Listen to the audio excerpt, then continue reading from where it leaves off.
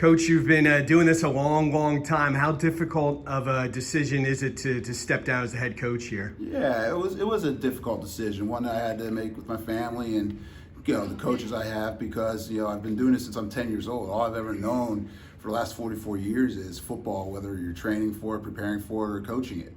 So it was a difficult decision to make, but a decision that I had to make, and I'm okay with it. How much are you going to miss coaching, and what do you think you'll miss the most? I am going to miss it. I think what I'm going to miss most about it is obviously the Friday nights. That's a great time. But I'm also going to miss that just year-round grind with the linemen and stuff, and just the things we used to do, and building the relationships with them, and the character building of the kids, and seeing them over the course of 3 years to grow and mature and become, men of character that can go out in society and be responsible and productive. That's what I'm going to miss the most, just that building those relationships with those kids. You coached in 1993 and 2023. Is it harder to coach kids in 2023 than 93? Is it the there's same? More distraction. No, Yeah. Actually, I think there's just more distractions these days now. The video games, and there's just distractions, I think, anymore these days. But kids are made, hate to say, but a little coddled a little bit more. So you got to get that. You got to break them of that and get them to work hard. But there's a little bit of difference. But you move with it. You kind of change with the times, but still demand a lot out of them. You put a college game on Saturday, everyone's in shotgun and spread, except the service academies. Yeah. And now high school games, more and more, that's what you see too. Yeah. There are some exceptions. Wyomissing, Berks Catholic, Cocalico, Elko, they're still ground and pound type of teams. And of course, here at Governor Mifflin, 5-10 years from now, do you think anyone's going to still be running the ball like you guys do? Well, if the people take over here that's going to be moving on, I'm going to say yes. I don't know how in the college you can recruit that. You recruit a quarterback, you recruit receivers every year, and you get those guys in. In the high school level, I'm not sure how these schools can keep that up and maintain it.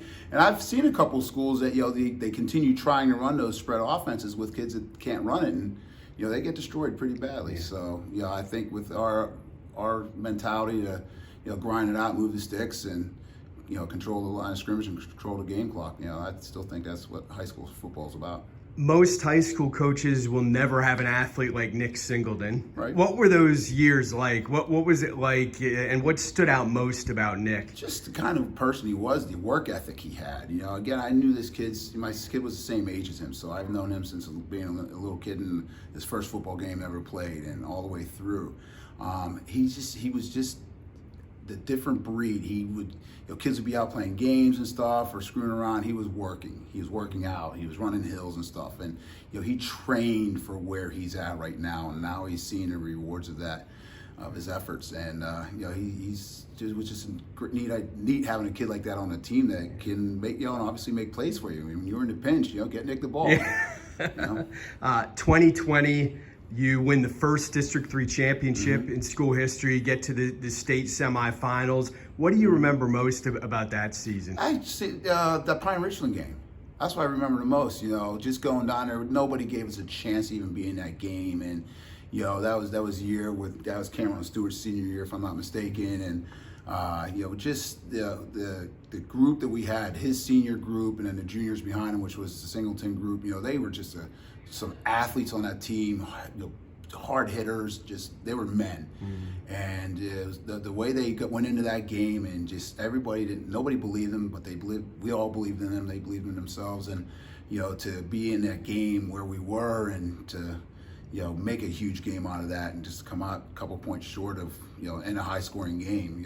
That was probably one of the most memorable games I've been in. Yeah, let's talk about another real memorable one. Yeah. 2017, you're an assistant at this time, facing Harrisburg on the road, District 3 semis. They're 11-0. They're ranked number one in the state. 11 wins, 9 were by the mercy rule, and you guys beat them by double digits. They had a guy by the name of Micah Parsons on that team. What do you recall most about that day? That day, that was a special team led by Cam Wolf, who's at Kutztown right now, finishing up his super senior year, I guess, and but doing a great job. Like he took the team and put them on his shoulders. And I remember specifically in that game, just the locker room atmosphere before the game and how he was going around to people and making them believe in what we could do. And and that whole week, Mick would, he put his line in the dirt and he'd pace off 4 steps and put another line in dirt. That's how far we got to get every single play. And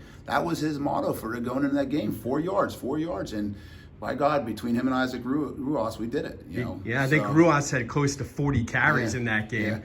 Yeah, and in that game, I remember getting up there and it was raining, it was miserable, there was barely anybody in the stands. I think everybody just bothered, we're not going to go to that Saturday afternoon game. Harrisburg's going to kill him, we'll go to next week's game. And, we made him pay for it. So do you remember those wins more or the losses like that Pine Richland? I remember those wins. Yeah, the Harrisburg win you remember, and then, like I said, a Pine Richland game where nobody gave you any chance of even being in it and being able to get to where we were with it. Yeah. You had a lot of sophomores and juniors on your roster this year. Mm-hmm. Who are some of the players that you think will emerge next season that we should keep an eye on? Yeah, Reese Hole really came out this year and did a heck of a job as an offensive back and a D-back for us. I think he's definitely somebody you want to look at. Gavin Kelly, unfortunately, he was injured a lot of this year. He was played center for us and D lineman. He had a foot injury earlier in the year and a shoulder injury here at the end. So, I think once he's healthy, he's going to be a real dominant lineman next year for us. And we got a couple other kids. Presley Rinker's going to be in there. He's a big kid, and Cooper Seifert. So we got some decent big linemen coming back that just got to get moving a little bit in the weight room and with their footwork.